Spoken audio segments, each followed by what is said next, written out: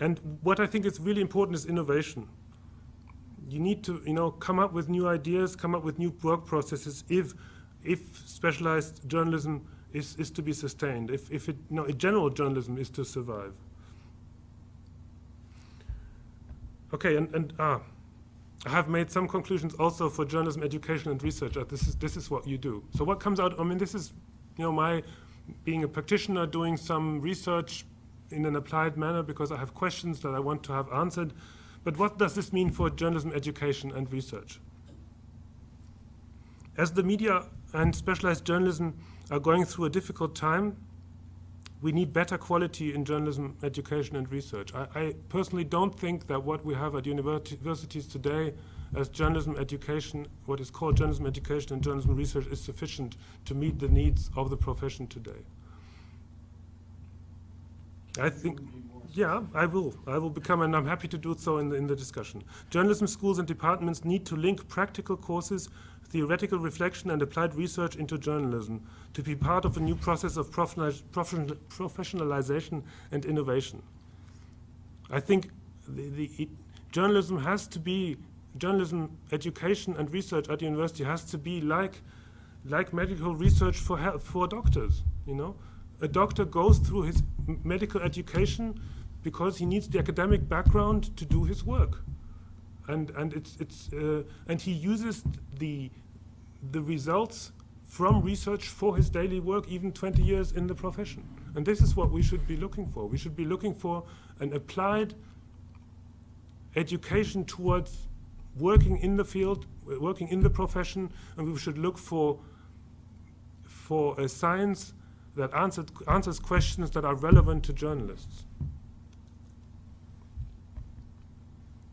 So, journalism faculties should encourage practitioners, researchers, and students to collaborate more in workshop environments and research projects to truly link education, professional, and scholarly practice. And of course, there are very good projects at universities, there are good teachings, there's good useful theory. I'm not against theory. I'm using a lot of theory in what I've done on this, and I'm interested in theory because I know it helps. But nothing is nothing is better than a good. Nothing is more practical than a good theory. But I think we have to get away from answering questions that only are relevant to communication science in itself. We need to answer questions that are relevant to the journalistic profession through research. And we don't know how journalism will look like in 10 years, but I do know that the universities can play a role in this. Through newsroom research and newsroom education, we can help to build a better journalism. So I think if a university takes journalism education and journalism studies seriously, it becomes a newsroom in its way. That's my first part.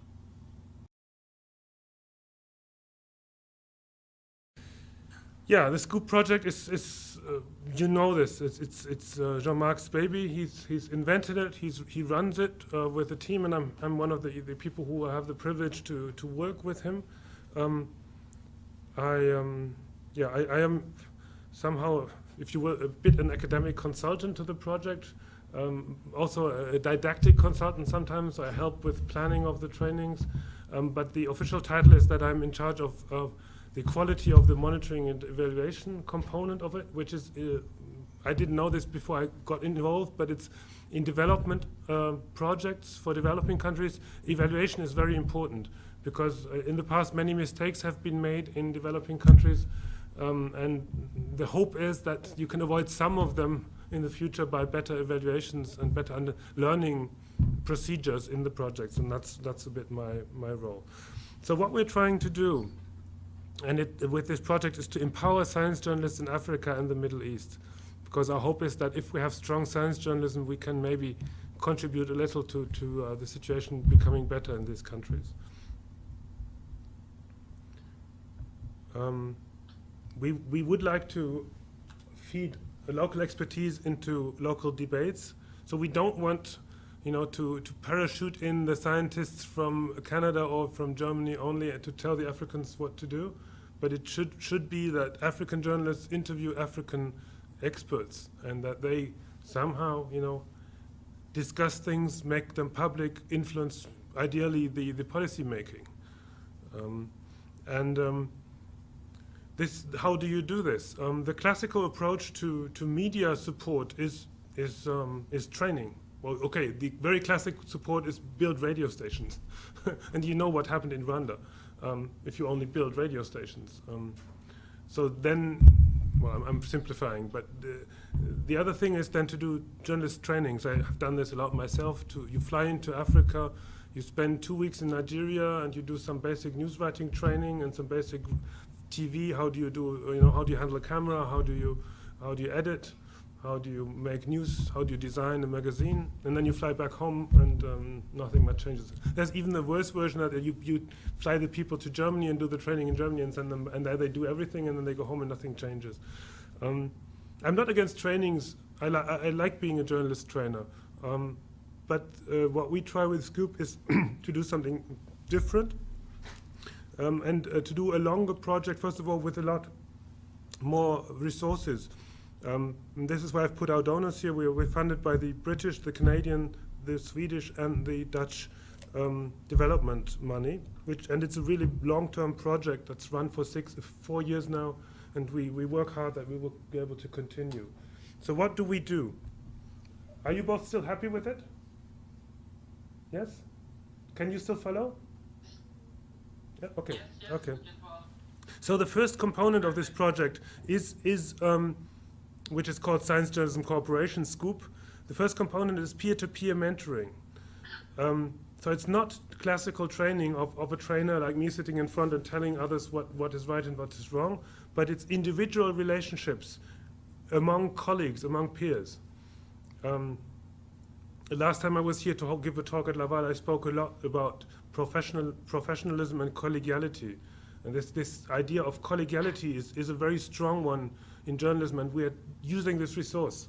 We're using the idea that colleagues like to help colleagues. So we have in the middle a more experienced science journalists taking care of two younger science journalists. That doesn't mean that they're beginners. They're usually people who are already at work, who are editors, but who need some support, who might be a little alone in their end of couloir newsroom. But just by the fact that there's somebody they can talk to about career issues, somebody who edits their pieces, could make a big change for them, because it's individual support. And we do it not only by face-to-face, but also a lot by Skype and by online platforms and all kinds of communication forms. And the second thing we do is we strengthen the profession of science journalists by building national associations of science journalists. This is quite an important step, because a single journalist alone doing health reporting can do nothing, but if he has colleagues with him, he can do a lot of things. They can exchange, they can start projects ideally, maybe even do their own fundraising. They can act as a body and search for partners and engage in strengthening their whatever they think is important for their country and for their people and for their region. So we support this too. And we support it by the World Federation of Science Journalists, which you see in the logo on top.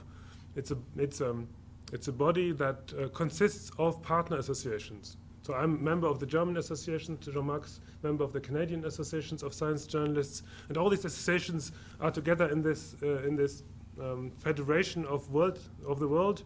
And this World Federation has at the moment one big project, and that's the SCOOP project. There's some others Jean-Marc does, he'll talk about it.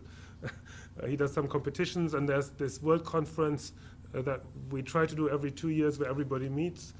But the big thing that got the whole thing going is the SCOOP project. Right. SCOOP project is for Africa and the Middle East.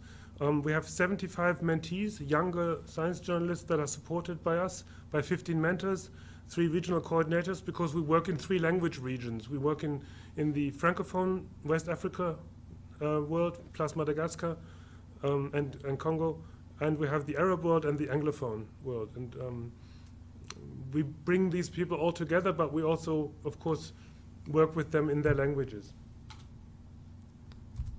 So to repeat, we have this peer-to-peer mentoring, but that's not the only activity we have. We have developed an online course in science journalism to help these people discuss issues, so they can see what they have something to work with, to even be trained. You can look it up on the World Federation's website, the online course. It's been translated to, I think, 7 languages by now. We're very proud of it. Also, it's very simple and very elementary, but it has been written by very different authors from very different countries, sometimes people from the north and the south joining forces to write a chapter, and it's a basic reference that we use. We do a lot with Skype, and especially in Africa, people enjoy talking directly. It's much more efficient than writing emails when you actually talk and discuss. We've invented press conferences via Skypecast. That means one of our mentors from Senegal, he started inviting scientists to join Skype groups. And then he also found a way to record the press conference. And suddenly, all over Africa, people had the same sound bites with the same scientists and didn't have to pay money to go on a trip to a press conference, which, money in Africa for journalistic research is not available usually. Okay, we do lots of workshops, meetings, and what is now our special effort is we try to build research teams. So our mentors come together in smaller or larger groups and tackle one issue together across borders. There are always subjects that are relevant to all, and everybody can cover it from their perspective or for their needs of their outlet. I'd like to introduce you to 3 Scoop stars. There's Esther Nakazi from Uganda, who used to be a mentee, who has now become a mentor in the second phase of Scoop. She's a really good reporter with the East African journal that's distributed in Uganda, but also I think in Kenya and other neighboring countries. And she did the classical investigative story. She actually found out that certain HIV drugs were not distributed the way they should have been, and she got the person in charge fired, which is the classic investigative report. She really made sure this guy was losing his job and the drugs were distributed. Théodore Kouadio from Côte d'Ivoire is a brilliant writer who does very much works for Fraternité Matin, the main leading newspaper in Côte d'Ivoire, and he does daily online news, and he also does small pieces, but once in a while he does this big research. He tackles one issue. He tackles taboos in his country of children with deformities that are sometimes killed in his country. He does a long research on 2-3 pages focusing on the subject, covering it from all angles, and shocking some people in his country with the subject, but really creating a discussion on it. And Nihal Lashin from Egypt, she writes about wrong drugs that are on the market and warns people that something is going wrong. So these 3 science journalists have contributed to more change than many brilliant writers in rich countries. I mean, I will never get near to what they've achieved because they really improve lives of people, while I'll just report on accidents that happen and don't change anything by it. I mean, I'm not saying that in rich countries you can't contribute to change, but what these people are, they work under quite difficult conditions, and the idea is to support them and to help them to support others, to build the journalistic profession. Okay, so we do all these things that I've just briefly described, and now my job is to come up with procedures to see whether we actually do it and what was going wrong, what could have been improved, what can we learn from this. So I came up with different things we could do. This is, if you will, social science methodology. We do telephone interviews with mentees. We call them, how are you, what's going on, what are your problems. We call their bosses, and this is where the newsroom research comes in. We ask the bosses, how important is science journalism for you? Is it more important than politics? Why not? How many science reporters do you have? Do you need more? And so on. I'll show you in a minute. Okay, we do questionnaires. We do content analysis. So we try to see if the quality of the writing improves, and I'll tell you in a minute why. And then we are very much interested now in understanding these special stories that I indicated with these 3 examples. We want to understand, how did Esther do this to get the drug official fired? What happens when Theodore publishes his controversial 2-page main stories? How is it discussed in the public? How do politicians react to this? So we haven't done this yet, but we're doing a lot of planning on how we can track the events after publication of important stories. Okay, quickly on the that was the overview. So I'll just briefly hint at what we do on the content analysis side. Probably you know more about content analysis than I do. I think it's a very complex method if you want to do it right. Fortunately, we have partners from Switzerland, from the Institute of Applied Media Studies there, who have developed a method of measuring quality change in journalistic products, especially in developing countries, but it's a method that can be applied anywhere, of course. So what they do is they define quality criteria not by themselves, not by looking at the literature only and by imposing academic criteria on journalism, but they interviewed, and I was part of this, we interviewed all mentors in the project on what they think is important for good quality science journalism.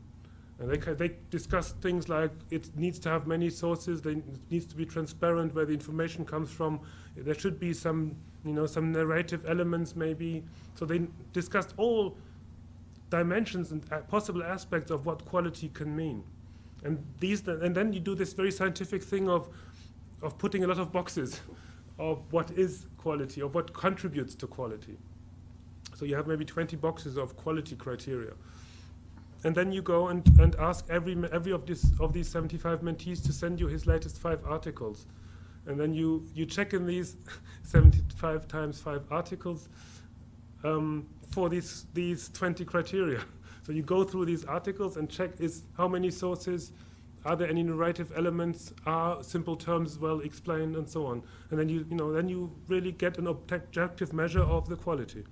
And this is what we've just been doing. We have the so-called time zero. We have the baseline study. So we know now at the onset of our project what the new mentees that we chose a year ago to work with us, what their writing quality is at the moment. Yeah, we don't give grades. It's individual. It depends on their working environment. It depends on what they want to do in the future. But we have some baseline of what their writing is like now. And then we will look in a year or in 2 years from now what has changed, what was the improvement. And then we'll know if all our efforts of training, of mentoring, of support in many ways, if it has had any effect on the writing quality. Because you can talk a lot about people feeling better or people enjoying the international contacts and so on. Here it's a true measure of, is the science writing in the newspapers all over Africa, has it improved through our project or not? And it'll be tough for us because we cannot influence the result except work hard and help people. Just to give you an example of what these Swiss colleagues have give to us, it's many pages, but I just have one here. They say, basically, what it says here on this slide is, your mentees don't explain things in simple terms. I mean, I'm not saying this is the most important thing in science journalism, but it's certainly one important thing to be able to say, if you talk about vaccine, that you can explain what the vaccine is in certain articles. And the content analysis shows that 50% of the articles the mentees sent us do not explain concepts. So they just take concepts and work with them as if they don't need no explanation. So this is something we have to work on. This is something the mentors will now have to, in one way or another, teach the mentees or talk about to the mentees, so the explanatory parts of the articles get better. And we have this for all kinds of quality, sources usage, narration, variants of writing, variants of formats. Do they use graphics and all these things? So we hope that this will change. What is one other point I would like to mention, there's a big difference between science journalists from rich and poor countries in what they want to achieve. Science journalists in Africa see themselves as educators, which I would personally would always say, no, I'm not a teacher. I don't teach the public about health. I inform the public, I observe science. That's something I would say. But in Africa, it would be, for many science journalists, it would be very natural to say, I teach the public. I do other things too, but I teach them. And the second thing that is different is they want to change policies in their countries. We have done in-depth interviews on the quality, as I told you, with the mentors. And it's interesting, half of our mentors are from the north, from rich countries, and they don't care so much for policy change. But the journalists in the south, they care for policy change. They want to see the ministries of health doing something. They want, in environmental sectors or technology issues, they want something to improve in their countries. And this is what we'll use now. We do hope that with their ambitions, that of course they don't always meet, the goals are not always achieved, that we can help them perform in that through the project. So how do we do this? I talked a lot about the content quality, which is in the middle. We train through Scoop. We have the individual capacities of the mentees that are there already, of course. We analyze the editorial structures. That means we interview at the moment the editors-in-chief. This is something I've been done with a number of colleagues that I haven't put the name here. They've done interviews for me. I've just designed the questions. Just to give you an idea of the Francophone group, just maybe it becomes a little more concrete for you. These are all the newspapers that we have representatives of, if you will, the science editors of these newspapers, Quotidien Mutation. Well, you can read for yourself. We have one mentee in each of these papers, and the other radio stations and websites. This is where our mentees come from. So what we did, and we have many more, but with those 13 from Francophone Africa, my colleague Augustin Denis called the editors-in-chief and said, can we take half an hour to discuss science journalism? Which is already good, because this editor-in-chief suddenly starts thinking, my goodness, there's somebody taking part in the program. Maybe I should watch this guy, what he's actually doing, and if I can support him or if he's improving. And then I analyze the results in many ways. One simple thing to do is just to make a difference between the newsrooms. So I saw now not only in the Francophone group, but in all over Africa, the best base is 40 interviews. We saw a large portion of newsrooms, 15, with no or little organizational structures for science journalism.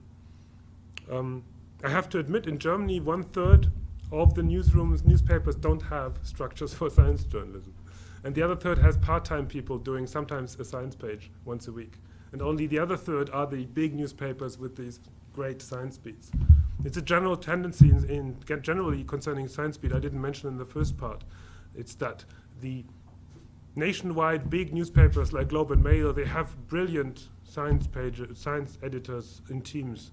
And the smaller local newspapers have nothing at all. So there's this discrepancy between local, regional newspapers and the national newspapers. Also, the public broadcasters have good science reporting, and the private channels have very little. And maybe this is something to be studied for Canada, to see what is the problem in science reporting of regional media. Because regional media are the ones that are read. It's not that the national papers are the important ones to the audiences. We journalists always think, oh, we only read Globe and Mail. But these regional newspapers, they have audiences, enormous audiences, and they don't get any good science news. Anyway, that's a different topic. We have the same problem in Africa. That's what I'm trying to say. 18 of those we interviews have some organizational structures. That means at least one full-time journalist or regular person who does a page. And then we have in our group 7 with really good structures. They have at least 2 full-time journalists and regular sections. So it's not, you cannot say that in West Africa there is no science beat. It's not true. In West Africa there are strong science departments. Whether they produce quality or not, we'll see. But there are full-time science journalists that we can work with in West Africa. And the other region, this is the total. I'm sorry, I know I'm wrong. This is the Francophone group, so we only have one with strong structures. I should have looked up which one it is. So actually, as you probably know, journalism in Francophone Africa is weak. I mean, it's not the journalists, but it's the general structure of these countries that makes makes this Francophone group, a difficult group. But this is where we hope to, achieve the most change also. So they have only one newsroom with good structures and 7 with no structures at all. And we also asked the editors-in-chief, do you have any future plans for science journalism in your newsroom? Now that this, this great mentoring program is running, maybe you want to contribute to improving it. And 16 said, no, I don't care, let me alone. 9 said, yes, I want to increase the staff. I don't know if they were telling the truth, because when somebody from Canada calls you, maybe you say what you think he wants to hear. 16 said, well, maybe I can try giving more space to these journalists if they get better in writing. And 8 said, well, first of all, we need to improve the skills of these people, and then we can see if we want more of them or give them more space. In the Francophone group, actually, there were 8 of them, which is quite a large number, who had no interest whatsoever in science journalism. And only 1 who says, I will think about hiring another science editor. Okay, so this is the type of, if you will, newsroom research in a very elementary form that I'm trying to add to this project, and it helps us understand the situation these journalists are in. They are facing quite a number of problems. I'm not showing them to you, but maybe I should just state them. It's a big issue to take a taxi to go for an interview. It's not, you cannot, as an African journalist, you don't always have the means to take 2 or 3 taxis to meet people. And you go there, the scientists treat you badly. They don't care for journalists. They think journalists know nothing. They don't give you an interview. Especially the government bodies don't care. And then you have, journalism is more financed like a hobby. You cannot very few journalists can make a living of journalism, whether they have a full job or not, full-time job. We have a few now who have, through the Scoop project, had the opportunity to freelance out internationally also, to work for international media, and they suddenly earn enough money to make a living. But most journalists cannot live of journalism. So they take bribes, the brown envelope. They go to press conferences of ministers, and then they get some money to cover for it. So basically, the politicians pay for the coverage, and then it works. But then you end up with this boring, news you don't want to listen to on the radio, television, and the newspapers. Okay, I'm back to my little theoretical graphic here. I'll add one thing. The political environment is important, as I said.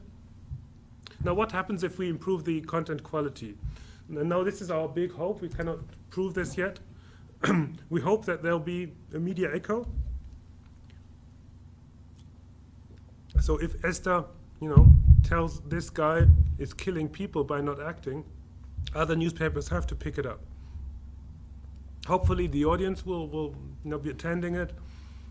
Maybe some political leaders who read the East African newspapers will be forced to do something about it. We have these anecdotes that I told you with Esther, with Theodore, with Nehal, but we only have it because they told us what they did. We don't know if it's really happened. So now again we need some more science, and now this becomes real communication science. So far I've only been talking about journalism studies. How do you understand these processes? We don't know yet. We will need your advice, and I'm happy to discuss this. Jean-Marc will be most happy for any contribution you can make to help us understand these processes. So what we think we will do, we will have to understand the relationship between the real world, which are these cars here, and the newsrooms and our reporting teams. So we'll put these journalists together, have them themselves decide on which topics they want to dig into, and then publish after some thorough research. And we want to understand, as I said, the working environment, the newsroom research I've tried to introduce, the media landscape.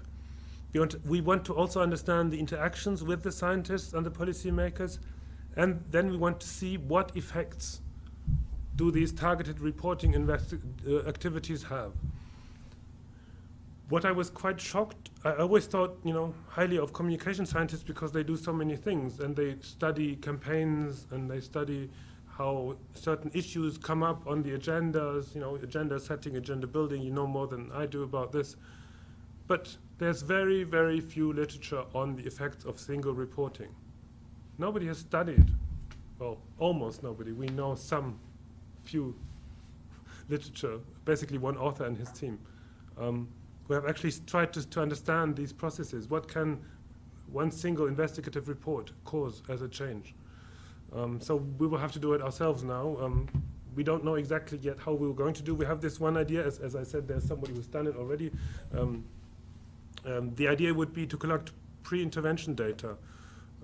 That means we have to be very close to these reporters, talk to them before they publish, and see who they talk to, who they interview, maybe interview us as evaluators or scientists ourselves, these people, maybe not only on retroviral medicaments, but maybe on 10 health issues. And one of them is the one we want to understand. And we interview these people on 10 different subjects.